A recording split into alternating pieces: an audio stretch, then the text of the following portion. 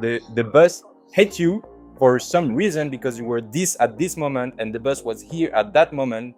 This is to liberate yourself and to go straight to heaven for a short amount of time and then come back to life for a new purpose or accomplish the same purpose you were doing at the beginning but in a better condition. And better condition doesn't mean better money. Rich people are sometimes not nice. Often not nice. I was like, why? You know, if karma is, if you reincarnate in a better condition, why is that way? Because the money and the happiness is not linked. So you can have an amazing life doing all the positive thing you can, have an amazing karma and reincarnate in a slum in Bombay, because that's where you're gonna have so much more happiness than in your 5-star hotel with a bunch of white people that are complaining every day.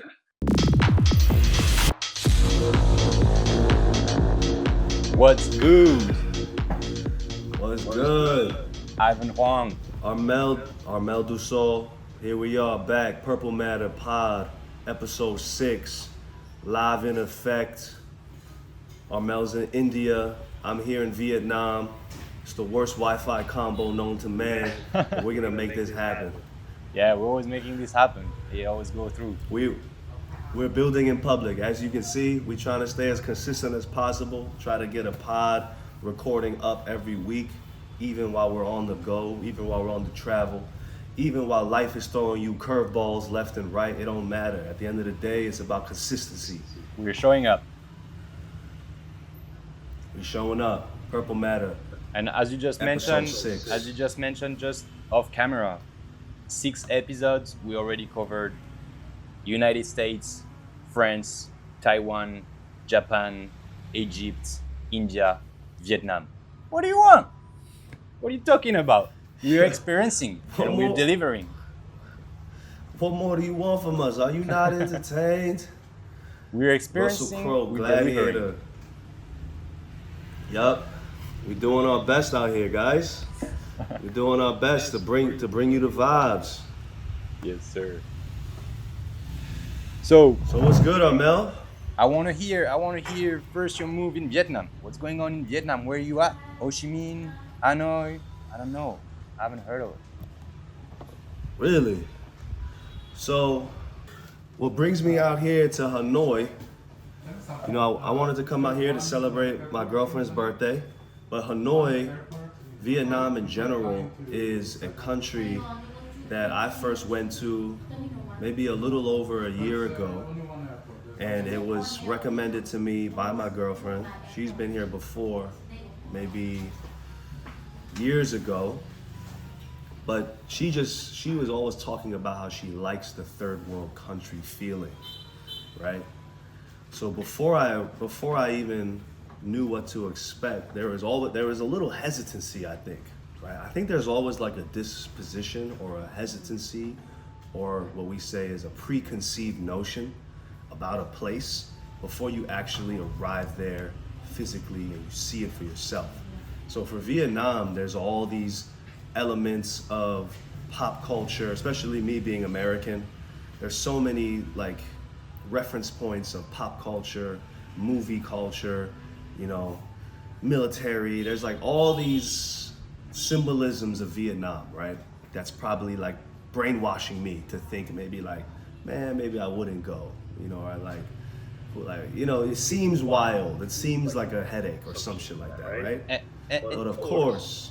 And this is factual. You can like think about it for Vietnam. Think about it for India. Yeah. India. Exactly. I've asked people. I've told a lot of people I'm going to India. Everyone was like, "Yo, that's the place I would never go. That's the place. That's the place I don't want to go. It's so dirty. Or maybe I go a few days. Or I don't want to go like." And now I'm staying there for a month and a half. And oh wow. Yeah, it's been already like maybe a week I'm here, and man, I'm starting to think like that's maybe one of my favorite countries, because I had expectation as well from what people told me, from what I've saw on the TV. But man, I have the same feeling as your girlfriend, as like for third world countries, I have this feeling that that's where people live actually. Right. it's real. It's like it's real life. And that's that first impact I got when I arrived in Vietnam for the first time. We went to Ho Chi Minh City, previously formerly known as Saigon, and it was just like it was the energy. The energy is so I use the word palpable. You can almost feel the energy. You can taste it. You can smell it. You can just like it's so electric how alive Vietnam was when I arrived. And I imagine it's like that for India too. I've never been to India. And I don't even want to say it's a third world thing. Like, what does that even mean when we say the word third world country? We're just relating a system of development to What to our world culture, to our adopted system. Exactly, to our own Right. perspective as Our own Westerners. perspective of what we consider is first world, right? Yeah. So actually, it's not really third world; it's its own world entirely. But what I think some of these countries have in common is a sense of like it's like a young, developing energy as they adopt the capitalistic system. And Right. one thing exactly, and you're right saying this. One thing that I've noticed by being here and that really shocked me, that I haven't experienced for a while, is that everyone I met was really loving their prime minister, and they were all saying they were doing an amazing work, and they were all saying that the country was doing great and that it was so much better than before. While when you are in France or when you're in the United States or whatever, everyone is complaining about the system. Everyone is saying it is worse than before. We don't like our president. I mean, in France, obviously, everyone is saying that. In the United States, I'm not so sure, but everyone is complaining about the system and the society, while here, everyone is loving it and grateful for that. So this was like, I was so surprised. Everyone was like, now it's so much better than before. Now we have money. Now we, so it was my first time experiencing this kind of commentary. Yeah, it's that energy, man, and it's like it's kind of like what we spoke about before about the lifespans of cities. Cities, well, you can even go in terms of like history, right? Human civilization, tribe, village, community, city. And fast forward, we're in 2024, we're on Earth, and there's just so many different experiments happening at the same time. And when you enter a world like India, I'd imagine, or even as I'm here in Vietnam, or like Malaysia, I've even heard stuff about what's happening in Africa, like Turkey. When you enter these developing societies, these developing cities, you get that sense of a lifespan of a city. And when I first entered Vietnam, it reminded me of how Taipei and Taiwan felt when I first went there in the early 90s, right? When I first visited as a child, I felt that energy that was familiar now that I'm in Vietnam now. And it's like this, it's a raw, young, like, I don't know how to explain it. We're growing. It's really, it's the growth energy. It's a growth energy. It's a very, what do you call it? It's like, everybody got places to go, people to see, everyone's doing something, everyone's hustling, everyone's trying to get it, trying to create. It's a very creative energy. And even here in Vietnam, I found out the majority of the population is from 25 to 35. So it's a young society, and they're adopting social media. Like, you go around, people are using their phones to create content. They're using cameras. They're doing photo shoots on the street. So it's almost like they're aware of the city they're from. And now I'm in Hanoi.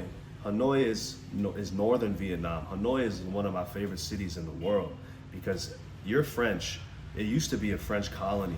So Hanoi is kind of like, imagine like maybe New Orleans in the United States, but in a Southeast Asia form. So you have all these like really like old, like 17th, 18th century buildings with balconies and nice architecture, and it's like covered in trees and vines, trees that are like 200 years old, still growing out of the sidewalk.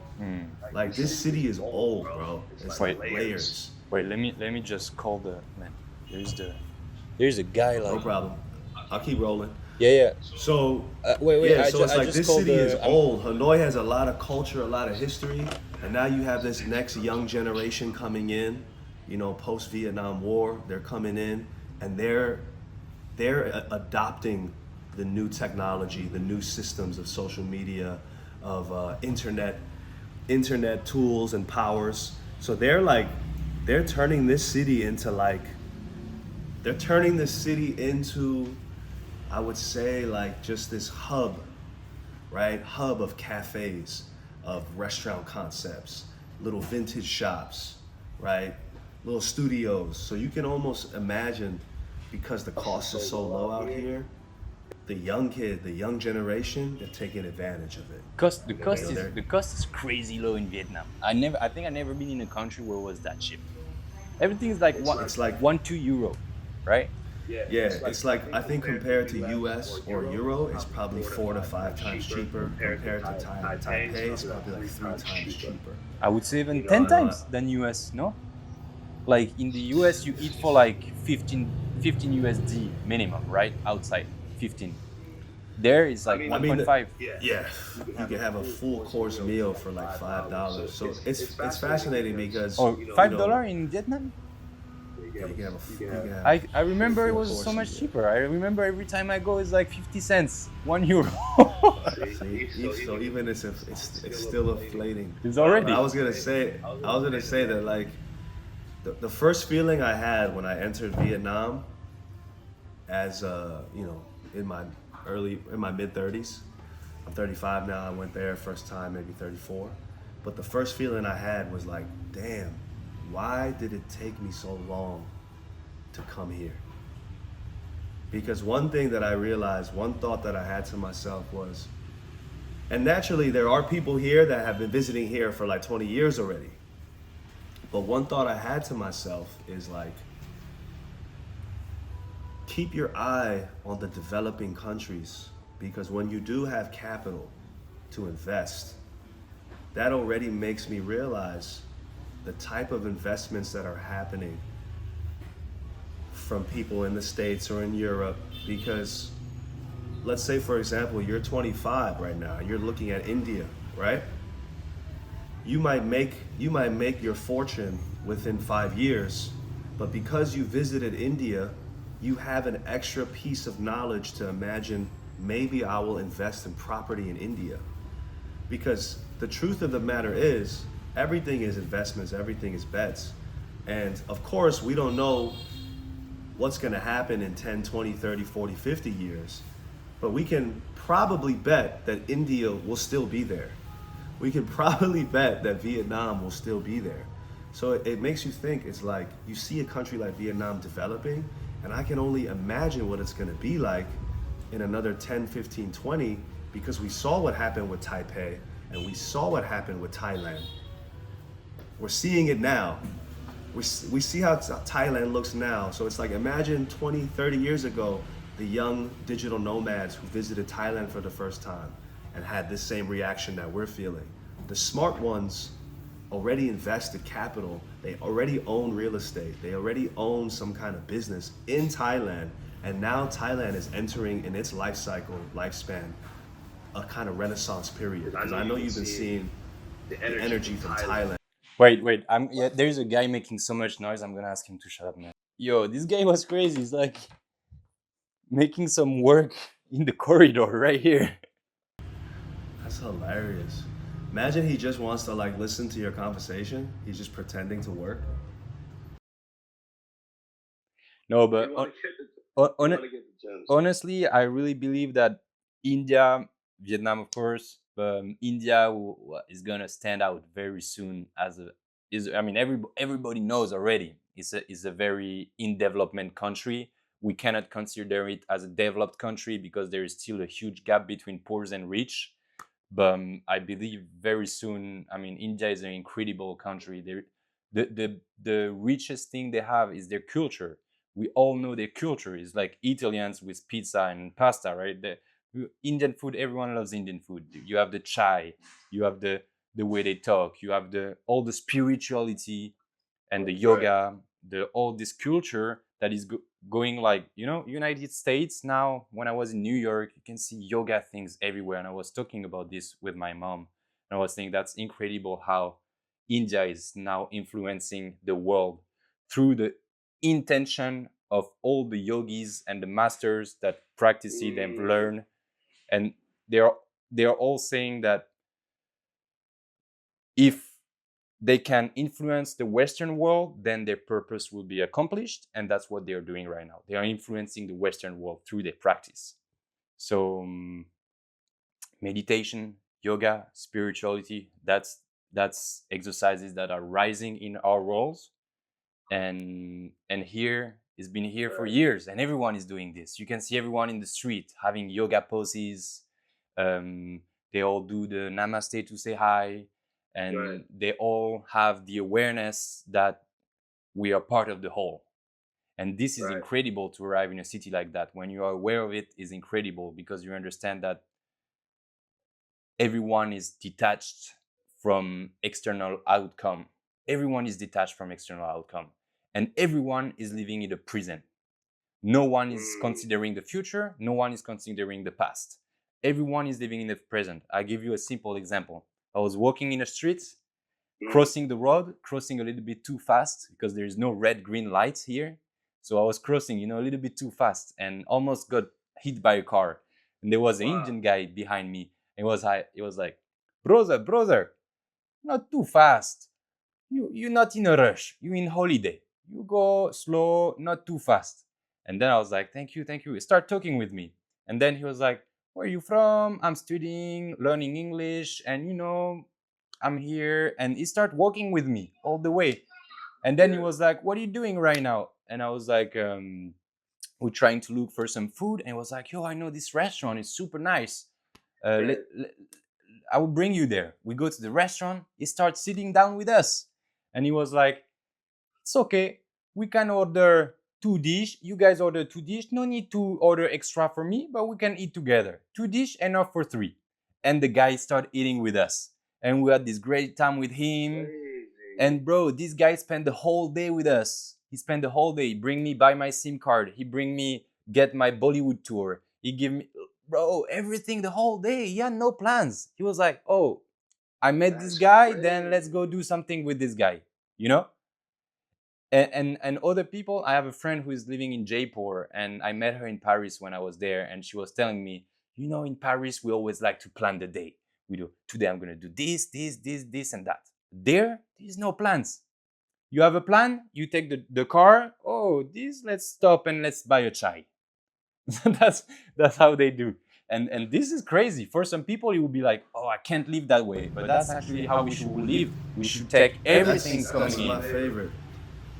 Yeah, that's my favorite way to travel, is to live and travel, improvise spontaneously, see what comes up, see what catches your natural intention. Your natural intuition will tell you what should be the next journey. When you really are so in tune with your intuition, you just follow where your attraction or your desire or what's catching your eye. So like, even with this guy, I'm sure he didn't, right? It's like, it's almost like it's its own synchronicity, right?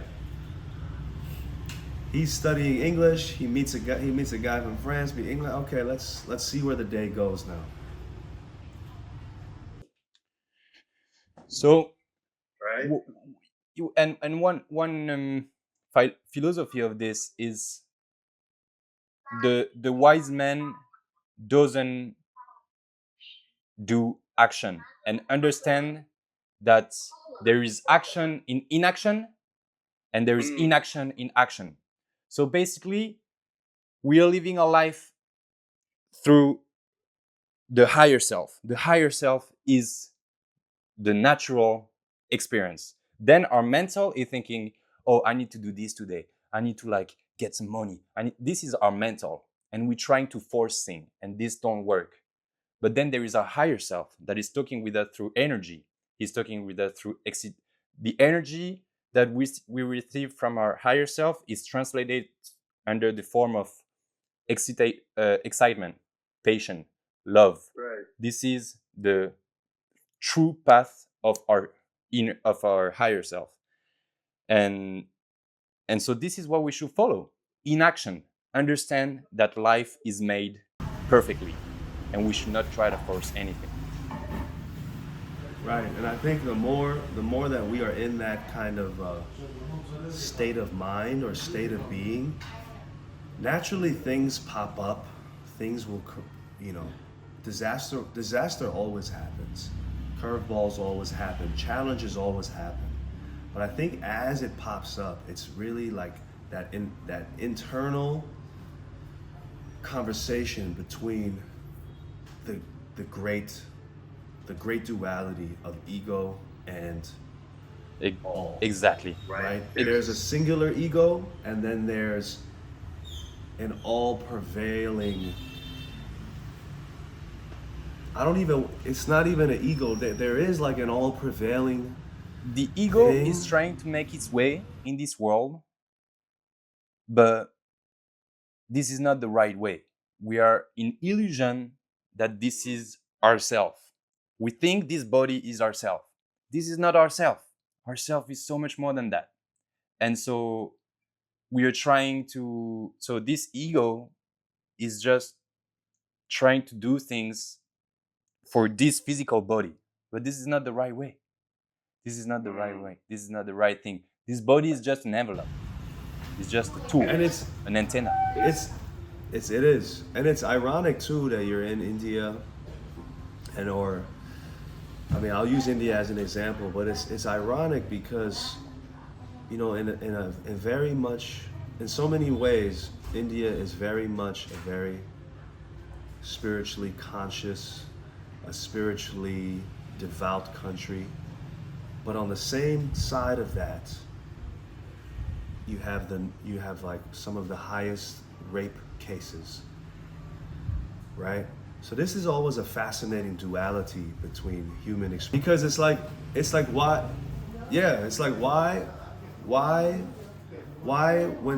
can you have certain groups of people exposed to such very high, deep philosophical, spiritual teachings and learnings, yet there's groups within their society who is like fully ego, fully shadow. So these are always conversations, and I'm sure as any country develops, they're trying to make their overall presentation or their overall, I guess it's fascinating though. We spoke about this before, because even culture is an ego. Remember we spoke about this with the mountain metaphor. Even culture is a form of ego. But and I didn't know that India was the highest rape cases. I just Googled it. I found out that they do have a lot of rapes. I didn't know that. I was not aware of it. And Right. and to be honest, I feel very safe here. I feel super safe, Right. and more safe than Right. other countries. Right, but and that's through the perspective of a capable male, right? My mom traveled Your alone mom here. was fine, right? She went through. She traveled here alone a while, and I've told her, because some girls told me before, oh, it's dangerous for women there and everything. And I've asked my mom, is it very dangerous for women? And she said, no, it's fine, it's okay. She never mentioned anything about this. But maybe, yeah, I've Googled it. It seems true. Right, and so then that to me is also, if we were to be abstract about how to understand this phenomenon, because even that is a phenomenon, right? Like I can almost imagine like something that heinous or that ego driven, because that's one of the purest forms of ego, right? It's just pure domination, right? That ability for, and it's usually more male oriented, right? But it's like that ability within a man to truly want to dominate and take, regardless of free will. That's an energy too, right? That is in a very, I guess, universal way of perception, that is a force of nature, right? It's kind of this like, it's like what religion calls it lust, or what is it? Lust.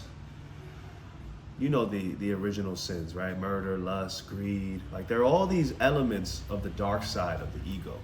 And on the other hand, there are these beautiful world-changing light sides, from compassion to forgiveness. Yo, that let me get you something. That's exactly what you're saying right now is exactly what I've read yesterday night. Let me read it to you real quick. Yeah, Real quick. yeah.